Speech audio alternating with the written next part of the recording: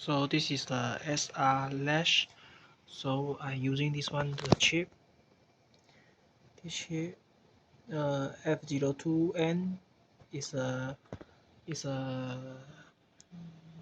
no get to replace this one. This one is the original one. So you can see there's two buttons. This one is a reset button. This one is a button. So when you press one, it will bright, but you press again, it will not, because you need to press the reset button. If you press another reset button, it will not work. You press again, and then like this. So this is the SR Latch. Single as the theory here, as you can see, this one.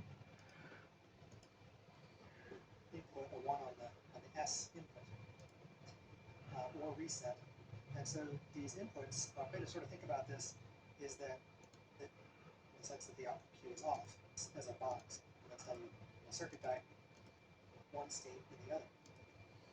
Now pushing the top button doesn't have any effect. So same goes as our circuit. But pushing the bottom button is basically going to run through this same sequence of events, but sort of the mirror image, and flip from the bottom to the top. Now the bottom is going to effect. So you can see by pushing these buttons, you can flip it between one state and the other. And then once it's in that state, it stays in that state until we push the button again. Or until we push the other button, I should say. And so this is a fairly common circuit, and it has a name